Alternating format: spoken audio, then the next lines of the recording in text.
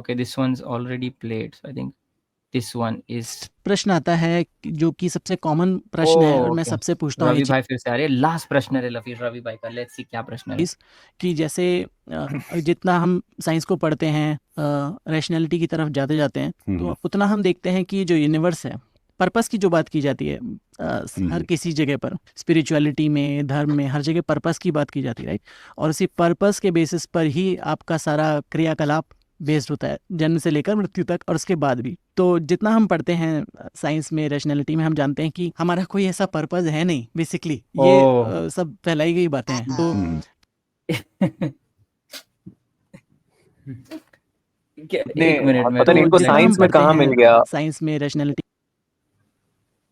यही एग्जैक्टली मैं वही बोलने की कोशिश कर रहा था। देखते वो क्या बोलते हैं, मैं फिर से प्ले करना चाहता हूँ। में हम जानते हैं कि हमारा कोई ऐसा पर्पस है नहीं बेसिकली। ये सब फैलाई गई बातें हैं।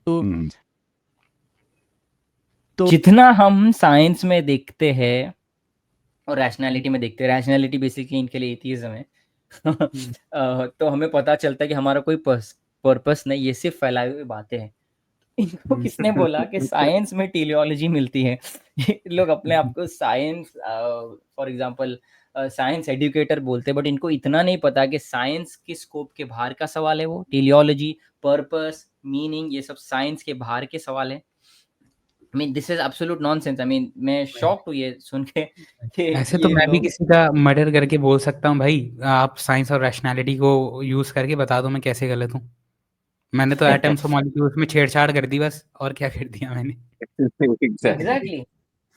एग्जैक्टली। और यहाँ पे एक चीज समझना बहुत जरूरी है। मैं एक एग्जांपल दूंगा यहाँ पे ना। जॉन लेनिक से जो एक मैथमेटिशियन है, वो एक एग्जांपल देते हैं उनको। इसको बोलते हैं आंट मटिल्डास केक। और वो ये समझाने की कोशिश करते हैं कि कैसे जो वाई क्वेश्चंस है, पर्पसफुल क्वेश्चंस है, वो साइंस एक्सप्लेन नहीं कर सकता। और वो एग्जांपल देते हैं कि समझो कि आपकी एक आंट है, आंट मटिल्डा। उन्होंने आपके लिए केक बनाया।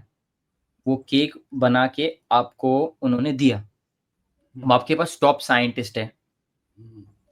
वो टॉप साइंटिस्ट के पास आप केक लेके जाते हो और आप उनको बोलते हो कि बताओ ये केक आंट मटिल्डा ने क्यों बनाया मेरे लिए। तो साइंटिस्ट लोग वो केक की केमिकल कॉम्पोजिशन देख सकते हैं, उसको कैसे बनाया, उसको कितने टाइम में बेक किया, कौन से टेम्परेचर पे बेक किया, सब बता सकते हैं टॉप साइंटिस्ट।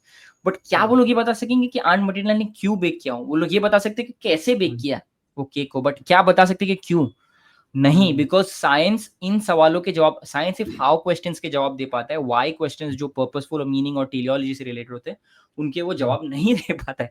बट ये अज्यूम करना कि बिकॉज साइंस ने जवाब नहीं दिया हमको, तो उस वजह से उसका कोई पर्पस नहीं। तो मैं बोल सकता हूँ आंट मटिल्डा ने मेरे लिए केक बनाया है, साइंस तो बता नहीं सकता क्यों बनाया। इसका मतलब है कि कोई बिना कोई पर्पस के ऐसे ही बना दिया उन्होंने केक मेरे लिए। ऐसा नहीं होता। This is absolute bullshit man. यहाँ तक कि जो साइंटिस्ट खुद वो ये बोलते हैं। फॉर एग्जांपल जॉन एक्लिस खुद एक न्यूरो फिजियोलॉजिस्ट है और फिलोसोफर है। वो ये बोलते हैं कि science can not explain the existence of each of us as a unique self, nor can it answer such fundamental questions as who am I, how did I come to be, what happens after that. These are all mysteries beyond science. तो ये foolish लोग समझ रहे हैं कि science इनको इन सारे सवालों के जवाब देगा। तो सबसे बड़ा इनका सबसे बड़ा फ्लॉ तो यही है जो कंसिस्टेंटली रिपीट हो रहा है। यहाँ तक कि कितने फिजिसिस्ट है जी, ये एक इंजीनियर के पास जाकर पूछ रहे हैं कि भाई मेरे पेट में दर्द हो रहा है, इसे सही करने की दवा दे दो। मतलब फील्ड ही अलग है यार, तुम किस फील्ड से कौन सा आंसर निकाल रहे हो यही नहीं समझ में आ रहा है। और मैंने बात दीपक वाली वीडियो में भी बोली थी, मैं इसमें भी बोल रहा हूँ, ये जो हेडफोन पहने, इनके सामने माइक है, ये जिस कुर्सी पे बैठे हैं उसका एक पर्पस है, उसमें कोई लाइफ नहीं है इतना, मतलब इंसान के कंपैरिजन में वो कुछ नहीं है, उसका एक पर्पस है। पर ये उससे ज़्यादा कॉम्प्लेक्स इंसान, इनके पास अकल है, ये सोच सकते हैं, साइंटिफिकली सोच सकते हैं, एब्स्ट्रैक्ट वे में सोच सकते हैं, लेकिन इनका कोई पर्पस नहीं है। जी एग्जैक्टली। और ताज्जुब की बात तो ये है कि लीडिंग फिजिसिस्ट जो है, फॉर एग्जांपल, ठीक है मैं ज्यादा कोटेशंस नहीं डालूंगा, बट पॉइंट ये कि कितने साइंटिस्ट ये बोलते हैं कि teleology is a dirty word for science purpose. तो ये लोग जो लीडिंग साइंटिस्ट बोल रहे हैं कि हम इसको इनकॉर्पोरेट नहीं कर सकते साइंस में, बट ये लोग सोच रहे हैं कि साइंस हमें डायरेक्ट आंसर दे रहा है उस सवाल का। That is absolute nonsense. I hope कि बी रैशनल इसको करेक्ट करेगा इस बात पे। देखते हैं कि क्या वो उसको करेक्ट करता है कि नहीं हमजा भाई करता। शायद कुछ कह रहे थे। यस। नहीं, फिर हम वही बता रहे थे कि ये बैक टू उसी पे चला जाता है कि जैसे शुरू में हम लोगों ने बताया इनका साइंटिज्म का, और साइंस ऑफ द गैप्स भी हो गया ना, ये कि साइंस ने इन चीजों को नहीं बता रही है तो नहीं होगा इसका कोई पर्पस। एग्जैक्टली लेट्स सी ये बी रैशनल को करेक्ट करता है कि नहीं। तो जितना हम पढ़ते हैं साइंस में, रैशनैलिटी में, हम जानते हैं कि हमारा कोई ऐसा पर्पस है नहीं बेसिकली, कोई ये purpose नहीं है। सब फैलाई गई बातें हैं। तो ये जो नाइलिस्टिक थिंकिंग है, जिसको नेगेटिव कॉनोटेशन में लिया जाता है, जो कि ऐसा है नहीं, ये नेगेटिव नहीं है, इसको पॉजिटिव तरीके से भी सोचा जा सकता है। तो आपका इस बारे यूनिवर्स का कोई पर्पस नहीं है, लेकिन इसको पॉजिटिवली ले सकते हैं। में क्या मानना है? कि पहली बात तो क्या हमारा कोई पर्पस है, और अगर नहीं है तो क्या किया जा सकता है पर्पस बनाने के लिए, और अगर है तो क्या पर्पस है? तो आपका मुझे तो नहीं लगता कि ऐसा कोई पर्पस है प्रीडिफाइंड किसी। करेक्ट नहीं किया, अपना व्यू डायरेक्ट बता दिया कि नहीं है कोई पर्पस यूनिवर्स पर का। मिसोजिनी बुरा है और ये सब है, और इसलिए वो सब फॉल्स है। बिना पर्पस के इनको ये सब पता है।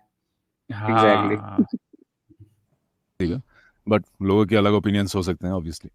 बट ये रिलीजियस लोगों में काफ़ी देखने को मिलता है कि वो एटलीस्ट उनका कहना ये होता है कि भाई अगर मैं एथियस्ट बन जाऊं, अगर आप जैसा कह रहे हैं एथियस्ट बन जाए, धर्म में कुछ नहीं है, तो फिर व्हाई डज इट मैटर, है ना? फिर मैं क्यों एक इंसान रहूं? मैं जाके सड़क में खून खराबा शुरू कर दूंगा। एक भाई कि भाई if nothing is really there then what does it all matter. मेरा पॉइंट यही रहता है। ये ऐसे ही बोल रहे रवि भाई, हाँ अपनी मुंडी हिला रहे, बट पॉइंट ये है कि थीइस्ट का पोजीशन ये नहीं है कि कोई इंसान कर नहीं सकता, फॉर एग्जांपल कोई कुछ गलत बुरा, बट पॉइंट ये है कि फिर अच्छा करने का पॉइंट क्या रहता है। और देखते हैं इनके पास क्या जवाब है। कि जैसा आपने कहा एक ऑप्टिमिस्टिक निहिलिज्म रखने का कि नथिंग मैटर्स, जो कि एकदम सही बात है। एंड उनका रहता है कि भाई नथिंग मैटर्स। सबसे पहले तो नथिंग मैटर्स का एविडेंस क्या है?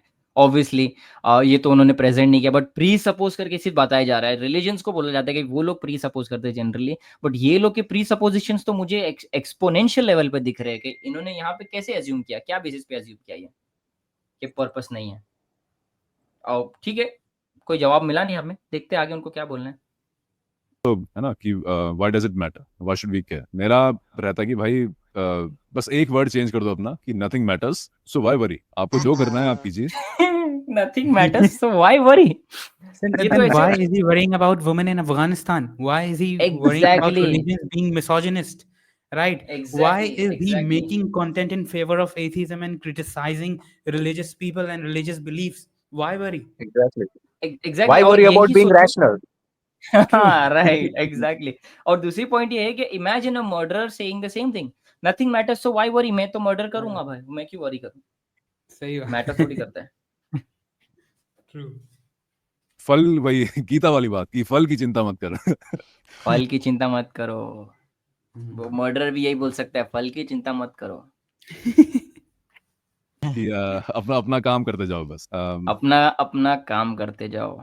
लोग धर्म के लोगों को रहता है कि भाई अगर धर्म नहीं, अगर मैं भगवान को हटा दूं अपनी जिंदगी से, तो मैं फिर किसके लिए, कौन देखेगा कि मैं अब क्या अच्छा काम कर रहा हूँ जिंदगी में। इसका मेरा पॉइंट ये है कि अगर आप अच्छा काम कर रहे हैं तो आप अपने दिमाग में ये ना रखें कि मैं भगवान से डर कर अच्छा काम कर रहा हूँ। हम यहाँ तक पहुंचे हैं क्योंकि हमारे समाज में जो लोग थे उन्होंने अपने अपने हिसाब से ऐसे काम करे जो उनको लगा कि भाई समाज को आगे लेके जाएंगे। आज हमारी जितनी भी साइंटिफिक इन्वेंशंस हैं, हम जो कपड़े पहनते हैं, खाना खाते हैं, ये घूम फिर के सब सिर्फ साइंस पे ही आ जाते हैं, इनकी दुनिया वहीं तक है। पूरा वही बदल दिया, पूरा फ्लो। एग्जैक्टली। दो चीज मैंने नोटिस की है कि ये दो चीज कंटिन्यूस कर रहे हैं कि कोई भी क्वेश्चन इनसे कर रहा है कि रैशनैलिटी कैसे डेवलप करें, या फिर मोरालिटी कहाँ से आती है, या फिर गॉड के बिना पर्पस क्या, कोई भी क्वेश्चन आ रहा तो मतलब ये सबसे पहले रिलीजन को क्रिटिसाइज कर रहा है, उसके बाद फिर आ जा रहा है डायरेक्ट कि हाँ साइंस, साइंस दो ही चीज इसके पास है, रिलीजन को क्रिटिसाइज करो और साइंटिज्म करो, और कुछ नहीं है इसके पास। इंटरनेट के थ्रू बातें कर रहे हैं, ये सब हमें रिलीजन से नहीं मिला, ये सब हमें लोगों से मिला है जिन्होंने इस दुनिया को समझने की कोशिश करी और समाज को बेहतर करने के लिए from a technological perspective, from a social perspective, moral perspective अपने अपने विचार रखे, अपने अपने हिसाब से काम करा। ओके, तो ये बोलने चाह रहे हैं कि हमें जो भी टेक्नोलॉजिकल एडवांसमेंट मिली वो रिलीजन से नहीं मिली, वो लोगों से मिली है। ये कहाँ पे अभी डिस्टिंक्शन पूरा प्रॉपर आ गया कि रिलीजन अलग होते हैं और लोग अलग होते हैं। जब कुछ बुरा होता है तो वो लोग रिलीजन को ब्लेम करते, तब लोग को नहीं बोलते कि नहीं ये रिलीजन की वजह से हुआ है। फॉर एग्जाम्पल कुछ बुरा हुआ है तो रिलीजन की वजह से बुरा हुआ, जैसे आपके डिबेट में था। बट यहाँ पे जो साइंटिफिक एडवांसमेंट हो रही है उसमें रिलीजन को कोई क्रेडिट देना नहीं है उनको। तो ये बहुत बड़ी, या बोलिए। जी, और ये जो इस्लामिक गोल्डन एज है जिसकी वजह से इतनी सारी नॉलेज प्रिजर्व हुई, जो अभी इनके पास ये पढ़ते हैं, इतनी सारी किताबें वो वहीं से आई हैं। और वहाँ के लोग क्यों मोटिवेट हुए थे? दे वर मोटिवेटेड ड्यू टू इस्लाम, क्योंकि कुरान इब्न अल हैथम जो हैं, जो like one of the biggest scientist माने जाते हैं इस्लामिक गोल्डन एज के, और अभी भी उन्होंने कहा था कि उनका जो मोटिवेशन था to do all the scientific research, और उन्होंने एक साइंटिफिक मेथड भी बनाया था अपने टाइम पर, तो उन्होंने कहा था उनकी यस, मोटिवेशन एक्चुअली वो ही was Quran the key one, verse थी। उन्होंने एक्चुअली साइंटिफिक मेथड को बर्थ किया था, ऐसा बहुत लोग बोलते हैं, डेविड सी लिम्बर्ग और बहुत सारे। एनीवे आप कंटिन्यू कीजिए। यस जी, तो उन्होंने ये कहा था कि उनको मोटिवेशन कुरान की उस वर्स से आई है जिसमें अल्लाह कहता है कि क्या वो देखते नहीं है कि ऊँटों को कैसे बनाया गया है? सो लाइक उसने कहा कि अल्लाह में कुरान में कहता है कि देखो, पॉन्डर करो और एम्पिरिकल रिसर्च करो, मतलब एम्पिरिकली तुम देखो चीज़ों को, उसके अंदर का प्रिसिजन, उसके अंदर की ब्यूटी सब देखो। सो वो उनकी मोटिवेशन थी, और फिर उन्होंने कितना ज़्यादा इम्पोर्टेंट हमको इन्फॉर्मेशन दी, उन्होंने कितनी ज़्यादा साइंटिफिक डेवलपमेंट करें, वो इसको नहीं दिखेगा। क्यों नहीं दिखेगा? अगेन क्योंकि इसने सिर्फ एक किताब पढ़ी है हिस्ट्री पे, वो है सेपियंस, और जो सेपियंस बुक है वो सारे डेवलपमेंट्स को हटा देती है दुनिया की हर लोगों के। वो बहुत यूरोपिक सेंट्रिक बुक है, उसमें जितने भी हैं वो किताब में अक्सर जो चैप्टर शुरू होता है ना साइंटिफिक रेवोल्यूशन का, वो शुरू होता है रेनेसांस पीरियड से, और उसमें आपको पता है वो एथीज्म और वो सब का ग्रोथ था, उसके साथ साइंटिस्ट भी आ रहे थे, तो उसने बस वहाँ से हिस्ट्री पकड़ी और इन्होंने भी बस वहाँ से पढ़ी। तो इनको लगता है कि जितने भी साइंटिफिक डेवलपमेंट है वो सिर्फ एथियस्ट ने करे, बाकी मुसलमानों का, इनफैक्ट हिंदूज का भी इसमें बहुत ज़्यादा वो रहा है, एग्जैक्टली कंट्रीब्यूशन रहा है, इन्होंने वो सब इग्नोर कर दिया। नहीं, बट एग्जैक्टली मेरी और मुझे किताब वही इशू लगा, कैसे गलत हो वो सकती सब है? इंसानों का कंट्रीब्यूशन था, उसमें रिलीजन का कोई रोल नहीं था। हाँ। ठीक है, चलो अगर आप आपकी बात अगर फॉर एग्जांपल कुछ हद तक मैं ग्रांट भी कर दूं, तो यहाँ पे सबसे पहले तो क्या होता है कि टेक्नोलॉजी हर कल्चर में पाई जाती है, बट जो पर्टिकुलर मॉडर्न साइंटिफिक मेथड हमारे पास है, जो पर्टिकुलर जिस तरीके से हम उसको अभी समझते हैं, वो इस्लामिक कल्चर से इब्न अल हैथम की वजह से आई है। यहाँ तक के स्कॉलर्स का बोलना है it is a combination of Greek thought with Ibn al Haytham and many others, उनकी थिंकिंग को इनकॉर्पोरेट करके मॉडर्न साइंटिफिक मेथड बना है कुछ हद तक। बाद में पूरा क्रेडिट फ्रांसिस बेकन को दिया गया था, बट एक्चुअल में उसका जो बर्थ करने वाला था वो इब्न अल हैथम था। बट पॉइंट यहाँ पे क्या आ जाती है कि यहाँ पे जो जो साइंटिफिक मेथड को बर्थ किया था वो रिलीजियसली मोटिवेटेड था, उसको और गॉड के क्रिएशन को समझने के लिए मोटिवेशन था, और उस वजह से उसने मेथड को बर्थ किया था। तो ये पूरी तरह से निग्लेक्टेड है। यहाँ तक कि जो लीडिंग साइंटिस्ट है जिन्होंने सब थे, most of them, almost all of them were theist, उसमें एथियस्ट का रोल नहीं था और एथियस्टिक मोटिवेशंस थे ही नहीं। यहाँ तक कि हिस्टोरियंस ये बोलेंगे मैनी कि यहाँ पे actual monotheism was responsible for the birth of modern scientific method. Even तो आपको दूसरे कल्चर में कुछ टेक्नोलॉजिकल एडवांसमेंट मिल सकती है, बट जो मॉडर्न साइंटिफिक मेथड हमारे पास है वो डायरेक्टली मोनोथीइज्म का आउटकम है। Why? Because when you believe science, जैसे इसने बोला था कि लॉज ऑफ नेचर में बिलीव करता है, consistent and orderly laws of nature. तो consistent and orderly laws of nature was assumed to be one God's order in the universe, और उस हिसाब से साइंस समझा गया था। भले से अब उसको डिसएसोसिएट करते हैं लोग, बट वो मोनोथीइज्म का डायरेक्ट आउटकम था। उस वजह से maybe Judeo Christian and Islamic culture में फ्लरिश हुआ था ये। और जनरली इसको स्टार्ट करने वाले जो थे वो मुस्लिम कल्चर में थे। एक इंटरेस्टिंग बात ये है कि एडम स्मिथ के मैं खुद कोट करूंगा, वो क्या बोलते हैं कि the empire of the caliphate seems to have been the first state under which the world enjoyed the degree of tranquility which the cultivation of the sciences requires. It was under the protection of those generous and magnificent princes that ancient philosophy of the and astronomy of the Greeks were restored and established in the East. That tranquility which their mind, just and religious government diffused over the vast empire revived the curiosity of mankind and to inquire into the connected principles of nature. मतलब ये revive किया गया था at the time of the caliphates, क्योंकि वो उन्होंने ऐसा system, ऐसा किंगडम, ऐसा ट्रैंक्विलिटी प्रोड्यूस की सोसाइटी के अंदर कि लोग सेफली नेचर को एक्सप्लोर कर पाए, और वहां से प्रीकर्सर्स आ गए मॉडर्न साइंटिफिक मेथड्स के। यहाँ तक कि रॉबर्ट बेरीफॉल्ट जो फ्रेंच एंथ्रोपोलॉजिस्ट है, वो ये बोलते हैं science owes its very existence to Arabic culture. The ancient world was pre scientific. What we call science arose in Europe as a result of a new spirit of inquiry unknown to the Greeks. The spirit and those methods were introduced into the European world by the Arabs. Okay, beat that, bro. And there is a lot more, but मुझे topic में नहीं घुसना because anyways we are short for time.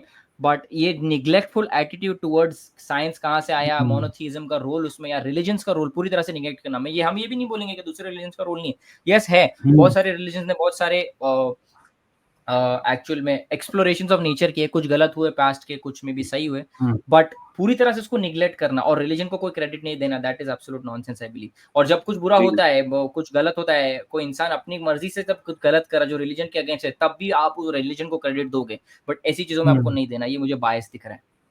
हलाला इसलिए क्योंकि इस्लाम है, और जो अच्छे काम है वो इसलिए नहीं है क्योंकि वो बंदा मुस्लिम और इस्लाम में बिलीव करता है, वो इसलिए क्योंकि वो खुद है।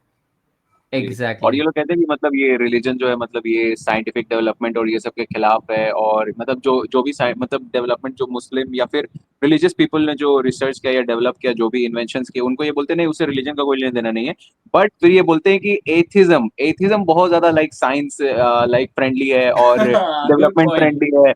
एग्जैक्टली जी, बहुत मतलब आप फिर उसको एथिज्म को फिर आप एथिज्म की डॉक्ट्रिन को जोड़ देते हो अपने साइंटिफिक रिसर्च और डेवलपमेंट से, बट रिलीजन को निग्लेक्ट कर देते हो। लाइक ये हिपोक्रेसी और कुछ नहीं। एग्जैक्टली। और एथिज्म का भी कोई रोल नहीं है जो साइंटिस्ट को जोड़ा जा रहा है, मतलब एथिज्म डायरेक्टली कुछ वो नहीं है कि atheism and science are equal, or like you know in the sense the same thing, they are completely different, they are not identical. और एथिज्म एक पूरा एक नोशन अबाउट गॉड है, और साइंस पूरी तरह से अलग है, ये दोनों को कॉन्फ्लिक्ट नहीं करना चाहिए। और इसने खुद कहा था कि why should we care, so why are you caring about science now. Exactly exactly. In the end science भी फॉर एग्जांपल एक अजम्पशन पे चलता है, फॉर एग्जांपल कि ट्रूथ एग्जिस्ट करता है और ट्रूथ को जानना वैल्यूएबल है, ये साइंस का अजम्पशन है। बट आपके एथिस्टिक वर्ल्ड में आप क्यों मान रहे हो उसको? फॉर एग्जांपल आपको ऐसे कल्चर में बॉर्न होते जो बिलीव करता है कि ट्रूथ को नहीं जानना, उससे दूर भागो, तो वो मॉरल होता, ट्रूथ को जानना मॉरल नहीं होता। बिकॉज ट्रूथ को वैल्यू भी दी, वैल्यू कहाँ से आती है? वैल्यू आपके मोरालिटी से, आपके एक्सियोलॉजिकल वर्ल्ड व्यू से आती है। आपके वर्ल्ड में आप क्या चीज को वैल्यू दे रहे हो डिपेंड करता है। अब अगर आपकी morality is just equal to what society has to say, अगर सोसाइटी से मोरालिटी आती है तो आपको मैं कोई कल्चर में लेके जा सकता हूँ जो लोग साइंस को अप्रिशिएट नहीं करते, तो वहां पे आप साइंस को अप्रिशिएट करके इमोरल चीज कर रहे होगे। दैट इज आई मीन कितने लेवल की क्रिटिक चाहिए आपको समझने के लिए कि आप एक गलत वर्ल्ड व्यू पे हो? मैन दैट्स नॉनसेंस यार। And actually we are beating a dead horse I believe, कि इतनी गलतियां, आई मीन क्या ही एक्सपेक्ट करेंगे लोग। बिल्कुल, आई गेस अगर आप खुद को इस यस बोलिए। जी मतलब कह रहे थे आई गेस इनको ठीक करने का जो आपने बोला ना, कैसे मतलब इनको ठीक किया जाए या फिर कैसे इनको समझ आएगा, तो आई गेस इनको सेल्फी या फिर मिरर खोल के या किसी आईने के सामने जाके खुद कहना चाहिए बी रैशनल, तभी लगता है इनको कुछ अकल आए शायद। राइट।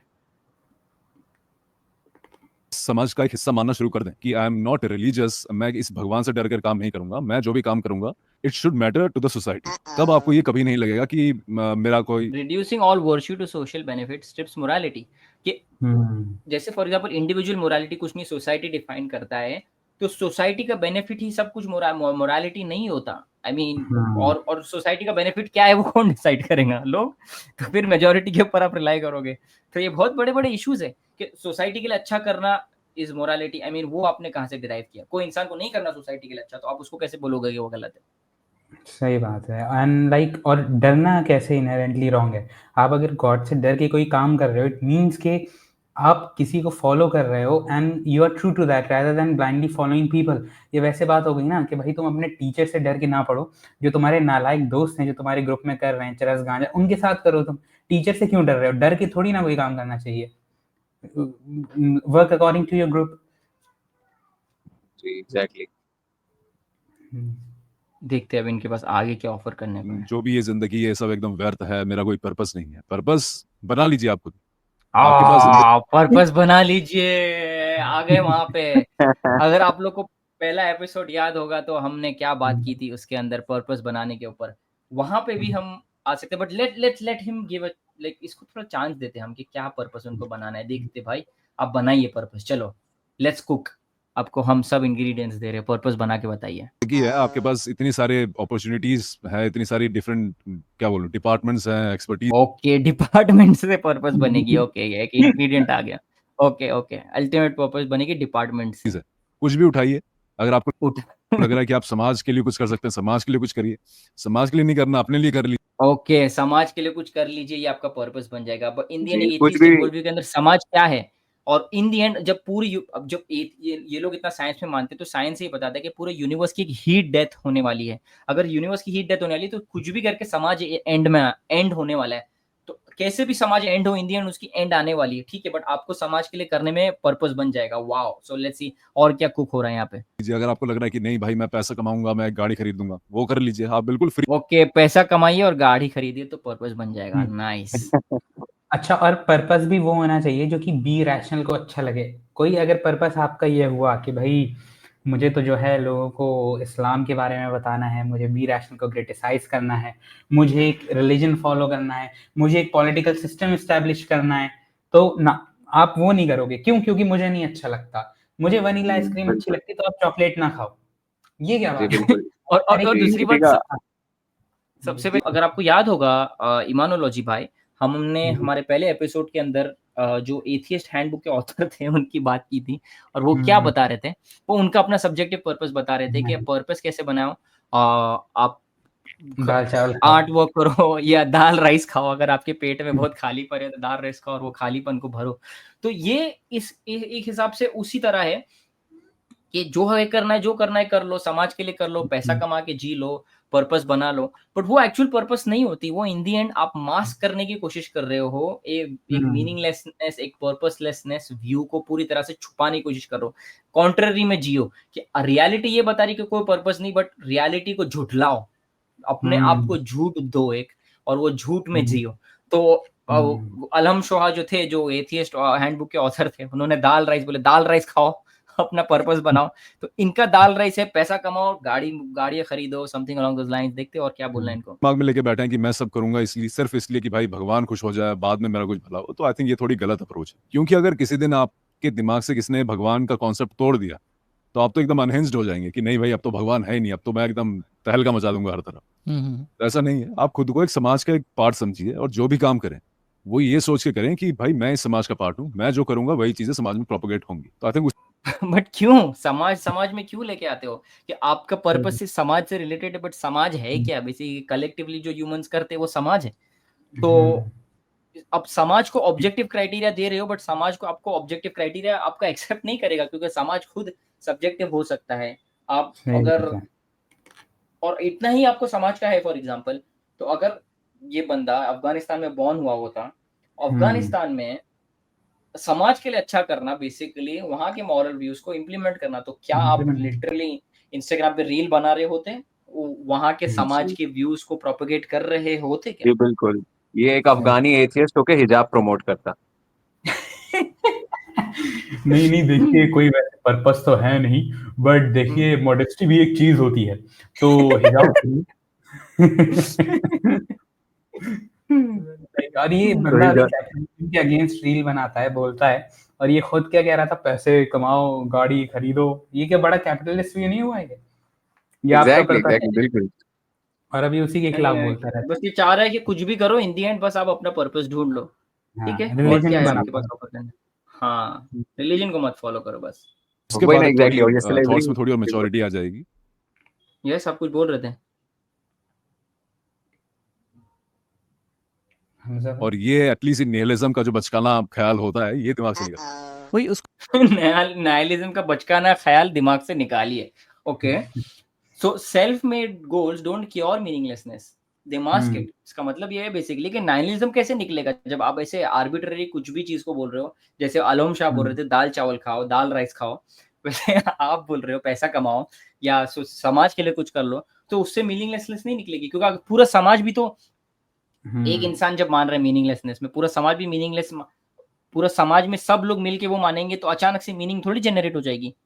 अगर एक समाज है जिसके अंदर किसके पास भी मीनिंग नहीं है, फॉर एग्जाम्पल, तो वो समाज बाय डिफॉल्ट अचानक से चेंज नहीं हो जाता कि वो समाज को पूरी मीनिंग आ जाती। ओवरऑल मीनिंगलेस ही रहेंगी। आप उसको सिर्फ मल्टीप्लाई करोगे तो वो चेंज नहीं हो जाता। सही बात है। और हर एक चीज का इनहेरेंट मीनिंग होता है। जब भी कोई चीज बनती है उसका एक इनहेरेंट मीनिंग होता है, बिना मीनिंग के वो होती नहीं है। कुर्सी एक पर्पस के लिए, एक मीनिंग के लिए है, मेरा लैपटॉप, मेरी किताब, मेरी नोटबुक, हर एक चीज। तो अब एग्जैक्टली मैं ये नहीं कह सकता कि भाई ये जो है पेंटिंग है मेरे सामने, इसका कोई मीनिंग तो नहीं है, चलो मैं दे देता हूँ। भाई आप किसी चीज को मीनिंग दे ही नहीं सकते हो। मीनिंग देना भी मीनिंगलेस है। क्यों? क्योंकि वो आप एक सब्जेक्टिव फीलिंग पे हो, और मीनिंग देने का कोई फायदा नहीं है जब उसके अंदर खुद ही वो मीनिंग नहीं है। मतलब मैं माइक को अभी, एग्जैक्टली इसको मैं क्या मीनिंग दूं? अगर मान लीजिए मेरा माइक का कोई मीनिंग नहीं होता, इसको मैं मीनिंग देके मैं इसके साथ कर क्या लेता ऐसे जो ये मीनिंग आ जाता, और सब कुछ खुशहाल। मतलब क्या बकवास बातें हैं। ब्रो ब्रो जी दाल बिल्कुल चावल को मीनिंग दे बिल्कुल सकते हैं अभी बहुत, उससे और आपकी एग्जैक्टली लाइफ फुलफिल हो जाएगी। लाइफ का मीनिंग देना ही उसको मीनिंग देना है, तो भाई और इसका भी फिर आप प्रूफ लाओ ना। एग्जैक्टली और मुझे एक और इशू क्या लगता है कि जो समाज किया जाता है, बेसिकली समाज क्या है, मल्टीप्लाई करो इंडिविजुअल्स को तो समाज बन जाता है। तो जब एक हम्म इंडिविजुअल के पास मीनिंग नहीं है तो हम्म उसको मल्टीप्लाई कर दो इंडिविजुअल्स को, तो वो अचानक से हम्म मीनिंग थोड़ी आ जाएगी। एक चावल है, वो चावल ही रहने वाला है। उसके अंदर अगर मैंने 100 चावल और ऐड कर दिए तो वो डायनासोर नहीं बन जाएगा, वो चावल ही रहेंगे कलेक्टिवली। तो लोग मीनिंगलेस जो है वो, उनकी मीनिंगलेसनेस अचानक से चेंज नहीं हो जाएंगी। सो समाज के लिए कुछ करने में आई डोंट थिंक यहाँ पे कोई आप मीनिंग जनरेट कर पा रहे हो ऑब्जेक्टिवली। को उसको ऑप्टिमिस्टिक पॉइंट ऑफ व्यू से, जो ऑप्टिमिस्टिक नालिज्म है, वो वही मैं उसको उस तरह से देखता हूँ कि ये सब जानते हुए भी, जैसा आपने बोला कि ये सब जानते हुए भी कि इसका कोई पर्पस नहीं है, कि nothing matters but it's okay. मैं इसको इस तरह से बोलता हूँ कि nothing matters but it's okay. कोई बात नहीं, नथिंग मैटर्स बट आपका तो पर्पस है, आपका तो जो यूनिवर्स है आपके अराउंड, वही आपका पर्पस है ना। आपकी फैमिली के लिए, खुद के लिए पढ़ाई करना, आपकी फैमिली के लिए करना, पैसा। ओके, ये आलम शाह के रास्ते पे चल रहे, पढ़ाई करो, फैमिली के लिए कुछ करो। और, ओके, और, और दिख भी रहा है कि ये कोप अप करना चाह रहे हैं। नहीं, इट्स ओके, इट्स ओके, कोई बात इट्स नहीं, कोई ओके, बात। Exactly like it's okay. मतलब this cup is empty but I will imagine it's full. भाई जब रियलिटी में कोई मीनिंग नहीं है, you can not imagine any meaning. Cup खाली है तो एग्जैक्टली खाली है, अब उसमें पानी नहीं है, वो आपकी प्यास नहीं बुझाने वाला। एग्जैक्टली एग्जैक्टली और मुझे अभी मेरा पॉइंट याद है, मैं क्या बोल रहा था। हाँ, इनका सबसे बड़ा इशू क्या होता है, इनको लगता है कि सारे रिलीजन्स मैन मेड है। ये लोग बोलते हैं कि सारे रिलीजन्स मैन मेड, तो आप रिलीजन को क्यों नहीं मानते हो? हम रिलीजन को इसलिए नहीं मानते ब्रो क्योंकि वो मैन मेड है। हम मैन मेड चीज को कैसे मानने? बोले अच्छा ठीक है, आप रिलीजन को नहीं मानते तो आप ऑब्जेक्टिव मीनिंग और ऑब्जेक्टिव पर्पस के कैसे बनाते हो अपनी लाइफ के अंदर?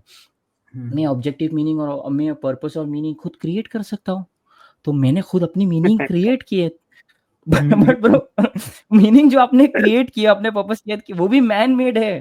तो आपने जो रीजन के लिए रिलीजन को रिजेक्ट किया था, जो आपको लग रहा था कि मैन मेड है, आपने वही चीज वापस से की है अपने, बस अपने हिसाब से। तो, बिल्कुल एग्जैक्टली तो बहुत बड़ा इशू ये हो जाता है कि सबसे पहले आपने रिलीजन को ही क्यों छोड़ा? रिलीजन भी तो वही कर रहा था जो अभी आप खुद कोप अप करके बना रहे हो नया। आपके ये हिसाब से तो भले से वो मैन मेड था, बट आप भी तो वही कर रहे हो। वही जी एक में ऐसा मतलब इनका ये है कि ऐसा रिलीजन बनाओ जिसमें सारी ख्वाहिशें अपनी पूरी हो रही हो। एग्जैक्टली कमाना, समाज के लिए पैसा, बेहतर काम करना। चलिए समाज के लिए बेहतर काम करना, यस। समाज को भी छोड़ दीजिए, खुद को बेहतर बनाएंगे तो समाज अपने आप बेहतर बन जाएगा। सिंपल सी बात है। आप खुद को अगर बेहतर बनाना को कैसे डिफाइन करोगे, कौन से सेंस में? वो भी तो सब्जेक्टिव है। और क्या समाज क्या कर रहे हैं? Why should we work for समाज in the first place? Exactly यहाँ पे उनका ऑट का प्रॉब्लम आ जाता है कि जो ऑट है वो लोग जनरेट नहीं कर पाते अपने वर्ल्ड व्यू के अंदर कि I am obliged to do something. ये सिर्फ डिस्क्रिप्टिव चीजों को लेके ऑट जनरेट नहीं कर पाते। एनीवे वो थोड़ा डीपर इशू है, लेट्स सी और क्या उनको बोलना है। एजुकेट करेंगे तो समाज अपने आप एजुकेट हो जाएगा। अगर एक एक इंसान सबको खुद की जिम्मेदारी ले ले कि मैं खुद को Exactly. एजुकेट करूंगा, तो हमारी ज़रूरत ही नहीं पड़ेगी। एग्जैक्टली भाई। लोग अगर अपने आप को एजुकेट करेंगे तो इनकी जरूरत ही नहीं पड़ेगी, इनकी और जरूरत ही अच्छा नहीं भी पड़ेगी। जी, और अभी ये इतना एजुकेशन और ये सब कर रहे हैं, और शुरू में क्या बोला था? Why does it matter? Why should we care? जी एग्जैक्टली आप कोई भी पर्पस चुन सकते हो एग्जैक्टली सही बात है। और मुझे एक और पॉइंट याद है कि ये घड़ी घड़ी समथिंग लाइक ऑप्टिमिस्टिक नाइलिज्म की बात करते हैं, जो बहुत फ्लॉड व्यू है एक हिसाब से। बिकॉज वो सबसे पहले ना बोल रहे everything doesn't matter but it's okay. ये आप ठीक है, आप मान रहे हो, जाके कोई बंदा सफर कर रहा है उसको दे के बताओ। जो सही बात लोग है। जो लोग फॉर एग्जाम्पल क्रूअल्टी सहते हैं, डिजीज से गो थ्रू कर रहे हैं, जो लोग जेनोसाइड से गो थ्रू कर रहे हैं, अब जाके उनको बोलो ना, know everything is okay, it doesn't matter but it's okay, क्या आप उनको कुछ एक्चुअली मीनिंगफुल ऑफर कर रहे हो? नहीं, बिकॉज सफरिंग से डील करने के लिए you need something that is actually meaningful and actually purposeful. You cannot just say कि हाँ everything has no meaning but it's okay, no you cannot deal with it. और ये लोग फिर भी लग्जरियस लाइफ जी रहे हैं, जब कोई तकलीफ से गुजरता है he needs meaning and purpose, ये जो एसी में बैठ के नहीं ऑफर कर सकता। जी ये एसी में बैठ के सीट पे ऐसे माइक के सामने बोलना बहुत आसान है कि मेक वन मीनिंग, बट जब आपको प्यास लगी है ना, असल में वही जो मैंने कहा था, आप एकदम प्यासे हो और आपके सामने खाली कप रखा हुआ है, यू कैन नेवर से कोई बात नहीं, मीनिंग नहीं है, यानी कि मतलब कप खाली है तो एक मीनिंग बना लो, मतलब इमेजिन कर लो कि उसके अंदर पानी है। Exactly I agree. करने की जरूरत नहीं पड़ेगी, राइट? हमें पहले से ही हमारे दिमाग में डाल दिया गया है कि देखो इंसान बहुत इंपॉर्टेंट होते हैं, तो हमें भी यही लगने लगा है कि यार मैं इस पृथ्वी पे हूं तो कुछ तो वजह रही होगी, मैं ऐसा तो नहीं कि भाई मैं सिर्फ यहाँ हूँ, मैं भी जानवरों की तरह आज हूँ कल मर जाऊंगा, कुछ तो बड़ा पर्पस है मेरे यहाँ होने के पीछे। ये चीज एक बहुत बड़ा रीजन है ये सोचने के लिए कि अगर मैं इतना इंपॉर्टेंट नहीं हूँ तो फिर मैं क्या करूँ अपनी जिंदगी के साथ।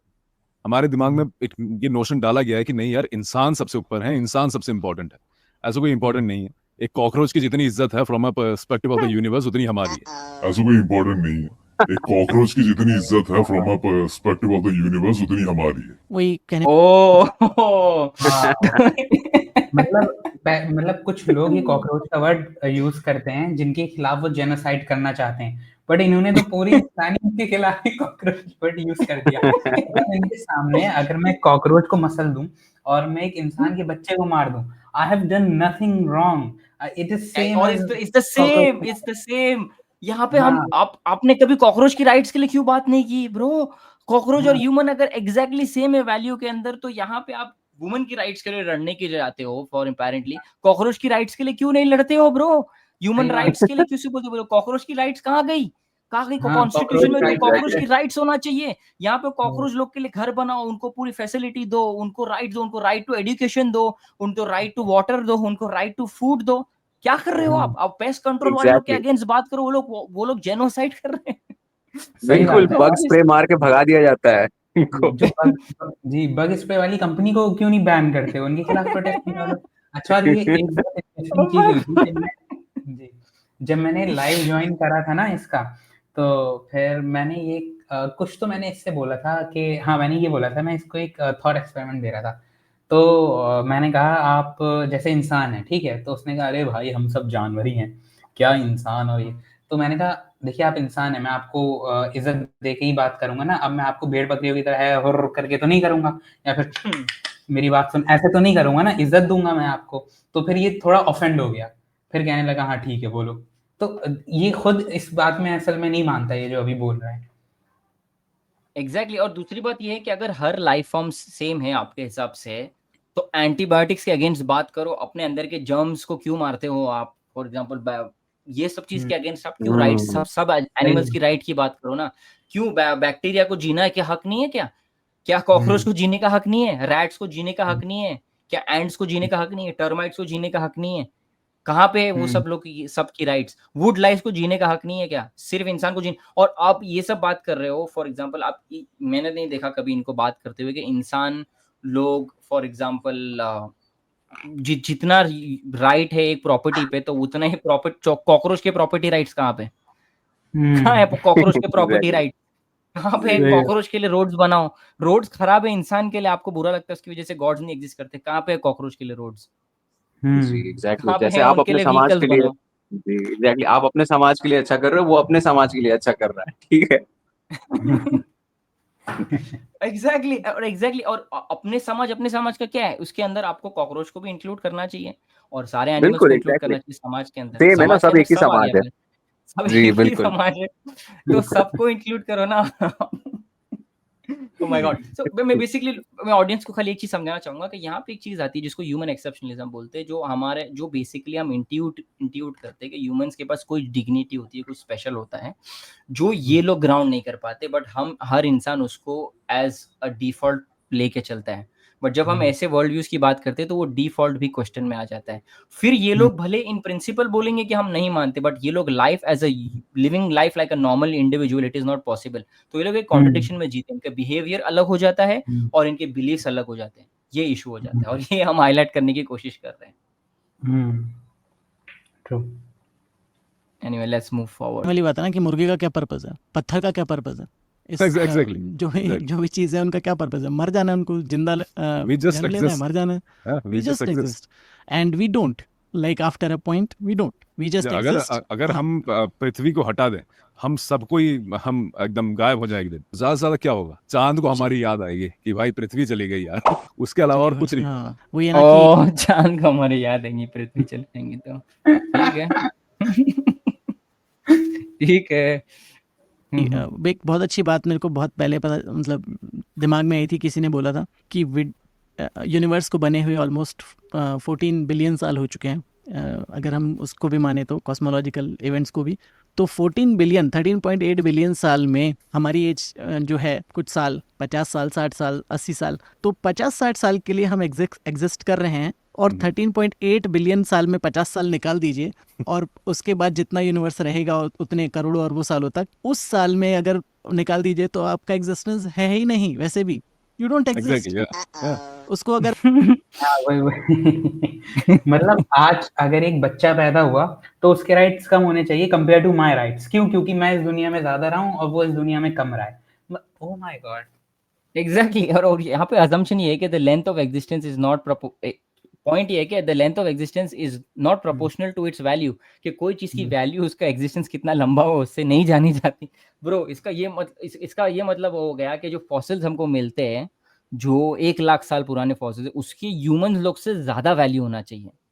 क्योंकि वो 1 लाख साल पुराना फॉसिल है, तो उसकी वैल्यू ज्यादा है इंसान से। तो I mean that is another nonsensical view, जो कि समझ नहीं पाता कि वैल्यू को एग्जिस्टेंस के लेंथ से डिराइव नहीं किया जाता। That's absolute nonsense. But anyway I think will try to save time, और इन नॉनसेंसिकल बातों को हम फास्ट रिफ्यूट करना शुरू करेंगे। आपके पास कुछ है हमजा भाई बोलने को? नहीं, लोग इतनी बेवकूफ वाली बातें बोल रहे हैं कि मतलब क्या ही बोला जाए, कुछ समझ ही नहीं आ रहा। मुझे एम्बैरेस फील हो रहा है हमजा भाई, sorry, I am really sorry कि आप आए हो और आपको ये सब देखना पड़ रहा है। आप पहली बार ही आए हो, अभी इमानोलॉजी भाई को तो आदत हो गई है, बट आपको भी आदत बना लेनी पड़ेगी इस चीजों के लिए। बिल्कुल, I am really sorry, but ये अब हमारे पास यही है डील करने को। I am so sorry. जी, क्या कर सकते हैं, समाज का हिस्सा है तो सहना पड़ता है इन लोगों को भी। एक पिको सेकंड भी नहीं आएगा वो, अगर एक उस हिसाब से देखा जाए तो, टाइम स्केल पर देखा जाए तो किस बात के लिए आप इतना चिंता कर रहे हो, परेशान हो रहे हो बेसिकली? हमजा भाई किस बात के लिए चिंता हो रही हो इतना? एक पीक ऑफ सेकंड के लिए भी नहीं आएगा।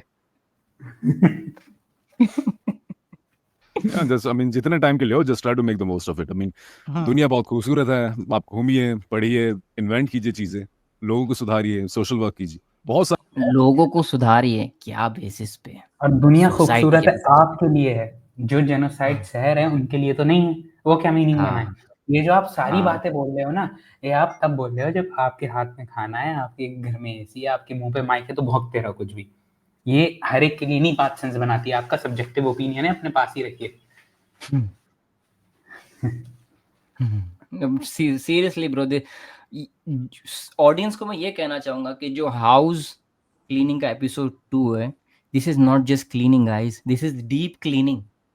पता है डीप क्लीनिंग सरफेस से रहती है, जो डीपली क्लीन कर दे। तो हमको आपके लिए और समाज के लिए डीप क्लीनिंग करना पड़ा इस बार, ताकि ये जो गंदगी की जड़ है यही बाहर निकल जाए। ऑप्शंस है, बट ये सोच के बैठ जाना, आई थिंक ये थोड़ा बहुत ही नैरो ओपिनियन है कि भाई नथिंग मैटर्स, तो मैं भी क्या ही करूं।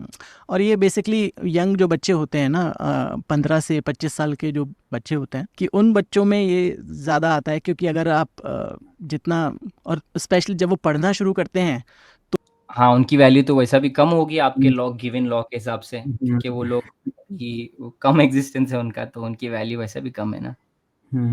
तो मुझे काफ़ी सारे कमेंट्स इस तरह के मिलते, तो उनको यही जवाब देता हूँ मैं। और दोबारा ये जो हम लोगों ने डिस्कशन किया वो इसीलिए किया बार बार कि ये इसका आंसर है ये, कि अगर आपको सोशल वर्क भी नहीं करना, आपको अगर दूसरों के बारे में भी नहीं सोचना, तो आप अपने बारे में भी सोचेंगे, सेल्फिश भी होंगे, तो सेल्फिश होने में कोई बुराई नहीं है, अनलेस Yeah. कि आप किसी को दुख नहीं पहुंचा रहे हो, चोट नहीं पहुंचा रहे हो। खुद के बारे में सोचना बहुत अच्छी बात है। खुद ओके पढ़ाई कीजिए, अपने आप को समृद्ध बनाइए, अच्छी चीजें कीजिए खुद। एक मिनट पॉइंट यहाँ पे ये है कि एक सेल्फिश एथिक पूरी तरह से कोलैप्स हो जाता है जब उसके अंदर आप हार्म प्रिंसिपल को मिक्स कर दो कि क्योंकि अब आप ये बोल रहे हो कि आपको जैसा जीना है जियो, बट किसी को हार्म मत पहुंचाओ।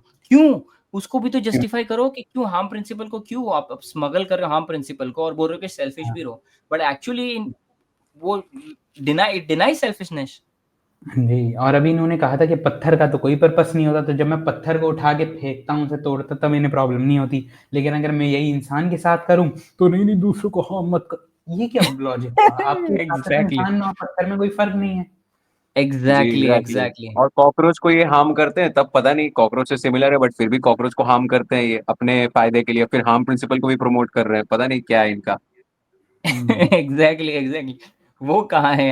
एंटी पेस्ट कंट्रोल राइट्स कहाँ पे है? उसके लिए मोर्चा तो नहीं निकला कभी आज तक इनका। जी, बिल्कुल। करेंगे उसमें। It's good to be selfish at a point. Yeah, I mean it's genetic to be honest. I mean हाँ, हमें अपने सर्वाइवल का सोचना है, that's the primary goal. But वही है कि सिर्फ उतना सोचिए जहां तक आप किसी दूसरे को हानि नहीं पहुंचा रहे, जैसा आपने। हाँ, और कहाँ से आप ये डिराइव कर रहे हो प्रिंसिपल? एवोल्यूशन तो आपके बिल्कुल अगेंस्ट जा रहा है। कम से कम हानि पहुंचाकर आप अगर इस दुनिया में, वही जो बॉटम लाइन आती है कि एक वीडियो भी मैंने इस पर बनाया था कि what is the purpose of life, कि कम से कम हानि पहुंचाकर, और ये कम से कम हमेशा डिबेट रहेगी कि क्या कम है, तुम्हारे हिसाब से कम है, हमारे हिसाब से ज़्यादा है, कौन डिसाइड? ओ ये होस्ट है थोड़ा तो स्मार्ट है एटलीस्ट के ओके, हमेशा डिबेट रहेगी, बट वो भी क्यों करना आपके वर्ल्ड व्यू के अंदर? हार्म क्यों नेसेसरीली बैड है? करेगा, उसके लिए अलग डिबेट करेंगे। पहले ये बात करते हैं कि कम से कम हानि पहुंचाकर, मिनिमम आपके हिसाब से कम आप इस दुनिया को बेहतर बना सकते हैं कि नहीं, और इस दुनिया में आप भी आते हैं कि आप अपने आप को बेहतर बना रहे। ये फिलॉसफी भी कहाँ से आती है कि आपने जितना हार्म कम कर दिया तो दुनिया डेफिनेटली बेहतर हो जाएगी। आई मीन ये भी एक ऑन्टोलॉजी, एक एपिस्टेमोलॉजी और एक एंथ्रोपोलॉजी, टेलियोलॉजी के बेसिस पे है, बट वो भी क्वेश्चन किया जा सकता है। आपके पास कोई बेस नहीं है उसको ग्राउंड करने के लिए वो प्रिंसिपल को। दैट मीन्स कि आपने दुनिया को बेहतर बना दिया। यस। और दुनिया को क्यों बेहतर बनाना और कैसे बेहतर बनाना? इन दी एंड पॉइंट क्या है? अगर इन दी एंड यूनिवर्स की हीट डेथ होने वाली है तो दुनिया को सबसे पहले आप कैसे बेहतर बनाओगे और बेहतर बनाने का पॉइंट क्या है? तो यही है मजमून इस पूरी बातचीत का कि अगर आपको रैशनल बनना है, लॉजिकल थिंकिंग चाहिए, तो सबसे पहले स्टार्ट कीजिए अच्छी किताबें पढ़ने से। ओके तो फिर से किताबें आ रही है यहाँ पर, रैशनल बनने के लिए किताबों की बात हो रही है। ओके ठीक है, अच्छी किताबें पढ़ेंगे हम आपके साथ। बताइए कौन सी किताबें बता रहे हैं आप रैशनल बनने के लिए? आपने दिखाया यही वाई एम एन एथियस्ट से आप शुरू कर सकते हैं, बट इसके अलावा अगर आपको फॉर एग्जांपल एवोल्यूशन समझना है तो आप रिचर्ड डॉकिंस की किताबें हमको रैशनल बनने के लिए एवोल्यूशन क्यों समझना है? ओ माय गॉड, उठा सकते हैं, सेल्फिश जीन, ग्रेटेस्ट शो फिर से रिचर्ड डॉकिंस की बुक, ऑन अर्थ, बहुत बेहतरीन किताबें हैं दोनों। सेल्फिश जीन और ग्रेटेस्ट शो ऑन अर्थ। क्यों फिर से रिचर्ड डॉकिंस की बुक आ गई है रैशनैलिटी को रैशनल बनने के लिए? वाओ, अब फिर से वही सर्कल में घूम रहे हो। अपना सेटअप बना रहा हूँ, ओ माय गॉड। तो अभी यहाँ पर लाइब्रेरी आएगी पीछे, हाँ ओके Oh, नाइस। तो वो सब मैं Nice. चेंज कर रहा हूँ, तो इसलिए सारी किताबें बाहर पड़ी हुई हैं। ये रहा। ओ रिचर्ड डॉकिंस की द गॉड डिल्यूजन, ये तो बेस्ट किताब है पूरी दुनिया की। पता है पता है सेपियंस माइकल इनका, रूस। जी, सेपियंस इनका कुरान हो गया, ये इनकी हदीस। एग्जैक्टली और ये माइकल रूस का क्या कहना है? सुनते हैं गॉड डिल्यूजन के ऊपर। I have written that God delusion made me ashamed to be an atheist and I meant it. Like a first year undergraduate, he can happily go around asking loudly what caused God as though he has made some monotonous philosophical discovery. Basically उनका बोलने का मतलब है कि उनको कुछ नहीं पता है गॉड के एग्जिस्टेंस के बारे में, और वो फिर भी ऐसी किताब ला रहे गॉड डिल्यूजन। अपेरेंटली पॉइंट ये है कि रिचर्ड डॉकिंस ये बिलीव करते कि थियोलॉजी एक सब्जेक्ट ही नहीं है, इट डज नॉट एग्जिस्ट। और येट वो एक थियोलॉजी पे बुक लिखते हैं जो कि गॉड डिल्यूजन है, और उनको पता नहीं कि वो खुद थियोलॉजी में डेवलप कर रहे हैं जब वो ये बुक लिख रहे हैं। So that's the kind of irony. मेरे पास बहुत है इस बोलने का, but anyway we are short for time. इनको वो खुश होने देते गॉड डिल्यूजन पे। स्माइल कीजिए, जैसे जैसे दोनों स्माइल कर रहे, खुशी कीजिए। गॉड डिल्यूजन, बिल्कुल डिल्यूजन बिल्कुल ये सबसे बेस्ट God सेलिंग होता है। delusion। ये थोड़ी मोटी है, बट ये इसको थोड़ी पढ़ना ये शुरू थोड़ी कीजिए। मोटी। सेपियंस भी पढ़ आपकी सकते हैं, अकल की सेपियंस भी तरह। ये सुने सुनो सुनो सुनो सुनो, फिर से सुनना पड़ेगा। ये इसको हम डिनाई नहीं कर सकते ब्रो, इसको सुनना पड़ेगा। पड़ी हुई है। ये रहा बिल्कुल गॉड डिल्यूजन, बिल्कुल ये सबसे बेस्ट God सेलिंग होता है। delusion। ये थोड़ी मोटी है, बट ये इसको थोड़ी पढ़ना ये शुरू थोड़ी मोटी। कीजिए। सेपियंस भी पढ़ सकते हैं, सेपियंस भी रखी उधर। ओह, सेपियंस भी पढ़ सकते हैं फिर से। Come on, yes, the Holi Bible of the atheist. Of course Holi Bible of the atheist पढ़ेंगे ना ये लोग, उसको प्रमोट क्यों नहीं करेंगे? सेपियंस पढ़ सकते हैं। इमानुलॉजी भाई आपने क्यों नहीं पढ़ी अभी तक? मैंने तो इनसे पहले पढ़ ली थी जब ट्रेंड में भी नहीं थी। Anyway let's move on. Sapiens बड़ी अच्छी किताब है। Sapiens सेपियंस ओह, बहुत सेपियंस बहुत अच्छी किताब है। यस। अच्छी किताब है। और सेपियंस अगर एक या सॉरी गो हाँ जी go ahead, please. सेपियंस में एक मेरे को कितनी बार बोलेंगे सेपियंस? ये बड़ा अच्छा लगता है कि एक जिस्ट है हर चीज का, साइंस का, moral- इसमें हर चीज का जिस्ट है ब्रो। वो बुक के अंदर सब कुछ है, उसके अंदर सब कुछ है। इसका आपने कौन से राइटर कलर ऑल की शर्ट पहनी है वो भी है उसके अंदर। वही, इसमें हर एक चीज, हर एक सवाल का जवाब मिल जाएगा आप हर एक लोगों सवाल को। का जवाब है उसके अंदर। morality का, हमारे मिमेटिक एवोल्यूशन कैसे हुआ, बेसिकली सोसाइटीज कैसे इवॉल्व हुई, इन सब चीजों का एक जिस्ट है सेपियन में, जो कि मुझे बहुत बढ़िया लगता है। मुझे लगता है कि हर स्कूल में एटलीस्ट 8वीं क्लास से इस किताब को पढ़ाना शुरू कर देना चाहिए लोगों को।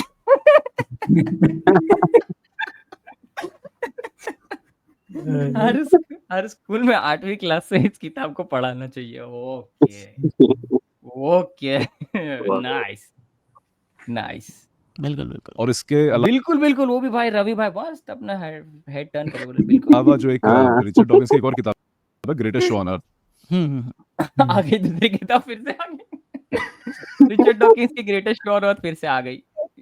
ओके उसके कुछ चीजों को स्कूल में डालना चाहिए, क्योंकि उसमें उसके कुछ चीजों को भी स्कूल में डालना चाहिए। यस डेफिनेटली, आपकी सोसाइटी में, समाज के लिए बहुत अच्छा है वो। उन्होंने धर्म के अगेंस्ट भी कुछ बातें करी हैं, बट एटलीस्ट स्कूल में उन चीजों को निकाल देते हैं। आ गई रिचर्ड डॉकिंस की किताब, वाह क्या किताब है वो।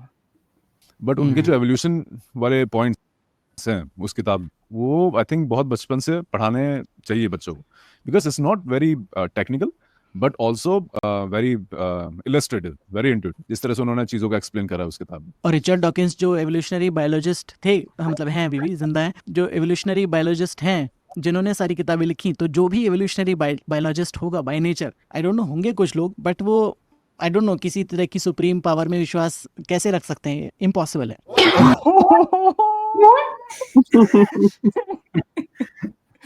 उन्होंने क्या बोला? डॉकिंस, डार्विन खुद शॉक हो गया यहाँ पे। देखिए क्या बोल रहा है, हम फिर से प्ले करेंगे। 1 सेकेंड। ओके गाइस, आप भूल जाओ उसने क्या बोला, फिर से सुनते हैं। एवोल्यूशनरी बायोलॉजिस्ट होगा बाय नेचर, बट वो आई डोंट नो किसी तरह की सुप्रीम पावर में विश्वास कैसे रख सकते हैं, इम्पॉसिबल है। Oh shit. सो जो भी एवोल्यूशनरी बायोलॉजिस्ट है वो एक सुप्रीम पावर में कैसे विश्वास रख सकता है? ये तो इम्पॉसिबल है। इमानुलॉजी भाई कैसे विश्वास रख सकता है? वो इम्पॉसिबल है। ये इनको नहीं पता कि डार्विन खुद विश्वास रखता था। उन्होंने उसने जब अपनी थ्योरी लॉन्च की थी तब ओह माय गॉड, उसने खुद विश्वास रखा था। और यहाँ तक कि वो लास्ट में भी उन्होंने विश्वास तोड़ा नहीं, वो एग्नोस्टिक बन गया।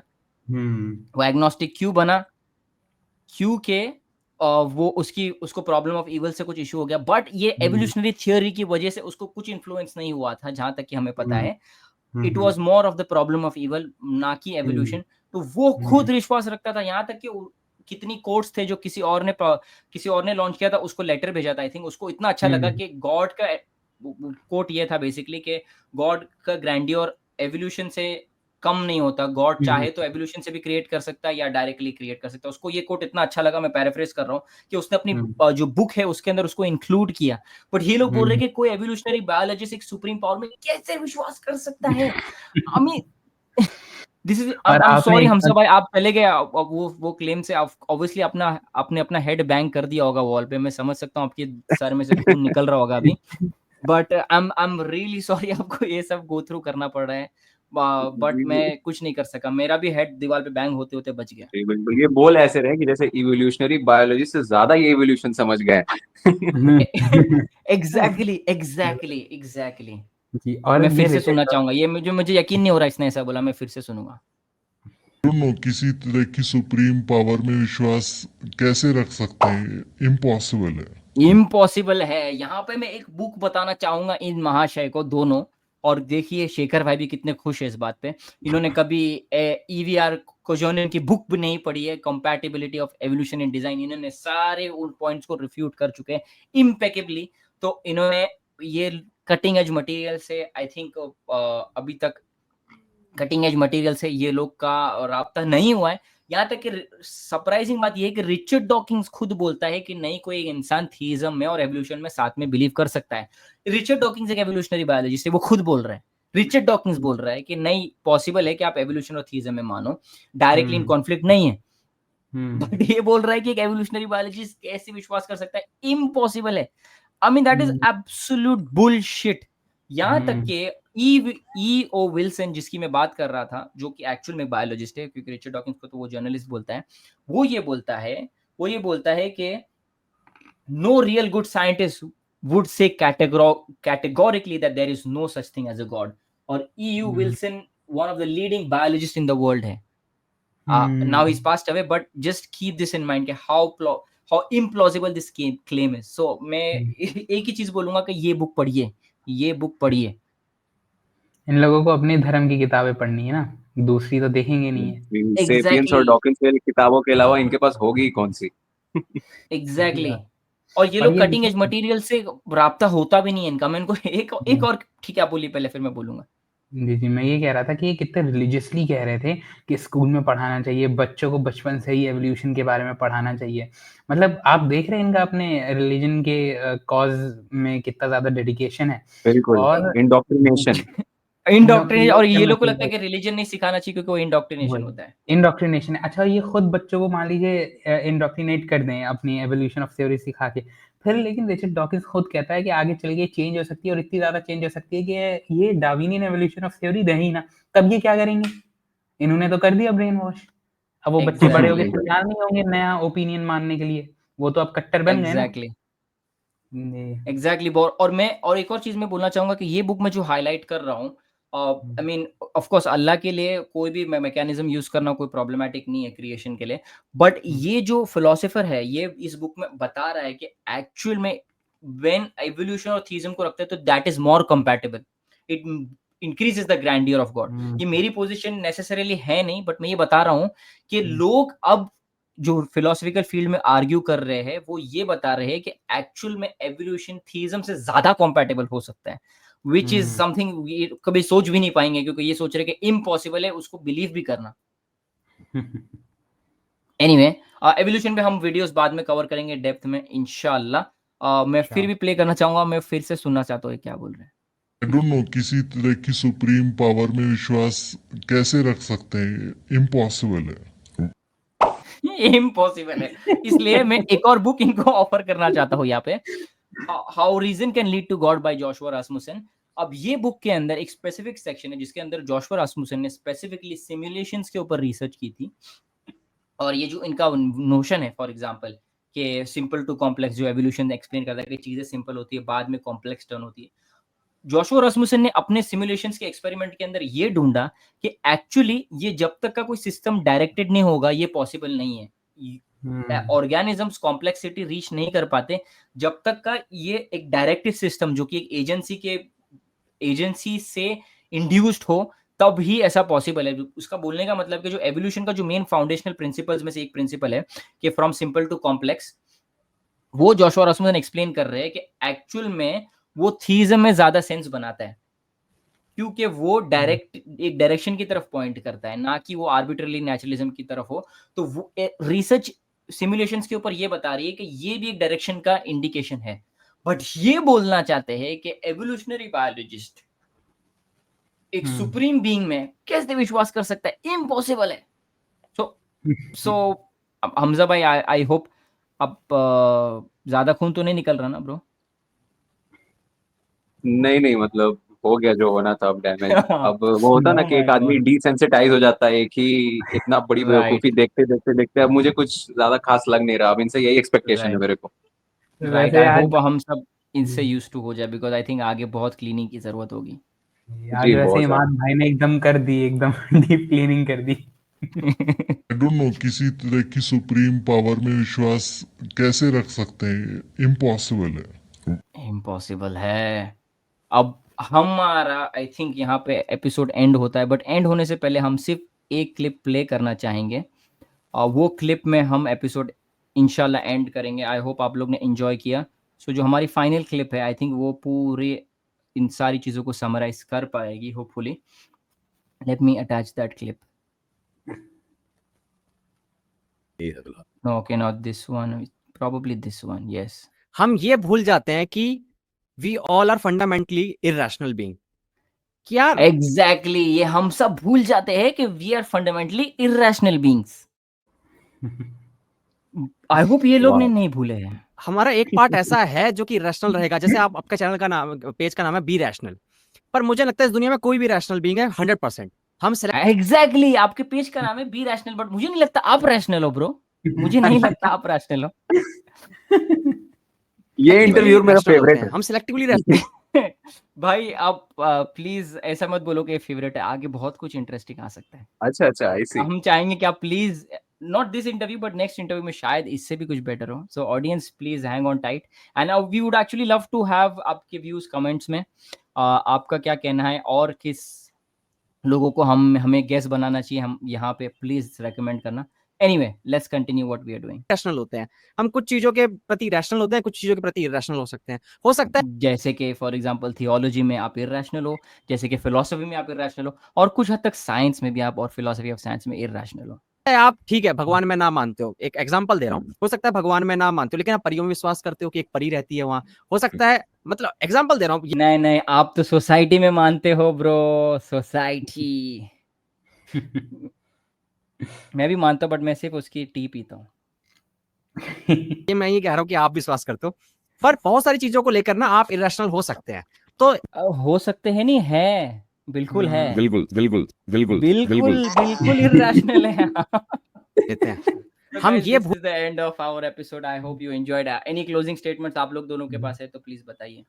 जी, मैं बस ये कहना चाह रहा था कि जो अवीस ने बोला था ना कि आप जैसे गॉड में नहीं मानते हो, परियों में मानते हो, तो ये सुनने में इतना बेवकूफ़ी वाला आर्गुमेंट क्यों लगता है कि अगर आप गॉड में नहीं मानते हो, जिसको ये खुद कह रहा है कि वो रैशनल है कंपैरेटिव टू परियों में मानना, या फिर कोई ऐसे बोले कि आप एंजल्स में मानते हो पर आप गॉड में नहीं मानते हो, तो ये कितना बेवकूफ़ी वाली चीज़ है। पर ये खुद ये करते हैं, ये मोरालिटी में मानते हैं पर गॉड में नहीं मानते। इससे बड़ी बेवकूफ़ी क्या हो सकती है? It is same like saying कि मैं एंजल्स में मानता हूँ पर मैं खुदा में नहीं मानता। Why? Because the existence of angels is dependent upon the existence of God, right? So if you believe in morality, you have to believe in God. और आज इमाद भाई ने तो एकदम लाइक कर डालिया, आज एकदम हर एक कोना साफ कर दिया रगड़ रगड़ के। तो like this was my favourite episode. Like जी अभी आई गंदी हो होप गई आप लोग को बट अच्छा लगा बहुत होगा। मजा आया। बिल्कुल जी। बिल्कुल। और लास्ट क्लोजिंग और स्टेटमेंट जैसे मैं भी हमजा भाई को दूंगा। मैं खाली एक ये बात बोलना चाहूँगा कि जो भी यहाँ पे गेस्ट हम जिनको ले रहे हैं वो बुरा नहीं माने। जैसे कि फॉर एग्जांपल हम जो कर रहे हैं, जैसे आप लोग भी एजुकेशन करते हो और आपको लगता है कि रिलीजन कुछ गलत करे, तो हम आपको भी अकाउंटेबल होना होगा कभी ना कभी। हमको लग रहा है कि आप गलत करें तो take it in good sports. ये भी हमारा तरीका है बेसिकली पॉइंट आउट करने का चीज़ें जो हमको गलत लगती है। सो अगर आप लोग को लग रहा है कि हमने कुछ गलत बोला है तो please come to us. We would love to have a debate with you, discussion with you, friendly one, and we would love to have a chat with you. So यही मेरा लास्ट स्टेटमेंट जो भी हमारे guest अब तक आए उनके लिए है। हमजा भाई, आप अपनी क्लोजिंग स्टेटमेंट बताइए। जी जी, जैसे कि इमानुअल भाई ने बोला कि गॉड में बिलीव नहीं करना बट किसी फेरी और इसमें बिलीव करना कितना इरेशनल है, तो आप देख सकते हो कि इनका भी वही पोजीशन है। गॉड में बिलीव नहीं करना बट ये बिलीव करना कि 2+2 5 हो सकता है सम पॉसिबल वर्ल्ड में, या फिर नथिंग से समथिंग आ सकता है। तो यहाँ भी हमें वो दिखता है, इनके साथ भी वही हाल है, कोई डिफरेंट नहीं है। आई एग्री, एंड इसी के साथ मैं चाहूंगा आज के एपिसोड को एंड करने। I hope everyone enjoyed this discussion. इंशाल्लाह we will see you next time. इंशाल्लाह।